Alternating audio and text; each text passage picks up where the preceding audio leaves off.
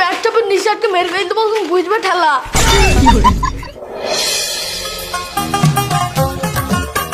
अबे रुक जा,